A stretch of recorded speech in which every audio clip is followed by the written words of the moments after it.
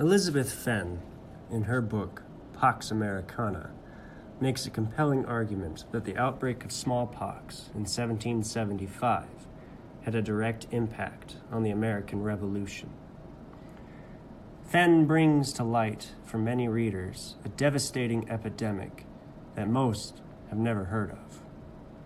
Overshadowed by the political upheavals surrounding it and obscured by American nationalist narratives, the smallpox epidemic nevertheless played a significant role in the ways that the war was fought and the decisions leaders made.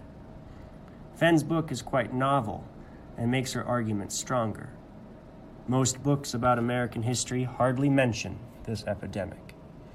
For many readers, this is a new aspect of the narrative, and this new information makes Fenn's argument even more compelling. While it is a convincing argument, there does not seem to be enough evidence for a broader claim that smallpox was the decisive factor in the war's outcome. Fenn provides as an example the months-long siege of Boston. The siege began early in the smallpox epidemic, and most Americans did not have an immunity for the disease. Not only would this lead to widespread misery, but strategically it meant an insecurity for Washington's troops. There was a grave concern that the sickness could sweep through the ranks and debilitate the army. This problem was exacerbated by the fact that Washington could not afford to inoculate his troops. It either meant spreading the disease or becoming vulnerable to attack. This gave the British such an advantage that merely sending refugees out of Boston threatened Washington's position. It was such a concern that many Americans believed that the British were using biological warfare. Similar accusations appeared during the siege of Yorktown. Fenn likewise presents the campaign in Canada and its failure as due to the epidemic. American troops laying siege to Quebec were repeatedly rebuffed by the defenders and felt their numbers dwindle as smallpox spread amongst them. Eventually, the Americans were forced to fully retreat from Canada. Yet, it was not just the Patriot lines that were being affected by smallpox.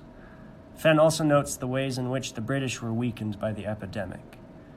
Fenn discusses at length slaves who were promised their freedom being decimated by smallpox, as well as Native American allies being ravaged by the disease.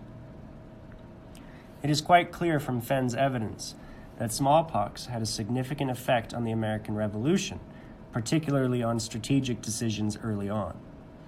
While she is not explicit in the book, a question is raised to what extent the epidemic informed Washington's Fabian tactics. While Fenn makes a compelling argument, it is difficult to say that smallpox was the decisive factor in the war. For one, while smallpox contributed to the suffering during the siege of Boston, it was not smallpox that broke the siege. The British did not abandon the city because of the disease. Rather, they abandoned it because of the cannons taken from Fort Ticonderoga. Similarly, smallpox was not the only factor involved in the collapse of the Canada campaign. Supply line failures, an inability to get reinforcements, and the Canadian winter all contributed to the defeat, all of which was exacerbated by the epidemic. Furthermore, Fenn notes that Americans were more likely to get smallpox than the European-born British troops, meaning that the British had a distinct advantage. If smallpox played a decisive role in the outcome, one would expect the outcome to favor the British. Yet the British still lost. The Americans had won despite their handicap. Connected to this, though smallpox weakened Cornwallis's position in Yorktown, it was, quote, the Franco-American noose, unquote, that defeated him. Fenn presents an extremely compelling case. Yet it would be difficult to say that smallpox was the decisive factor in the American Revolution.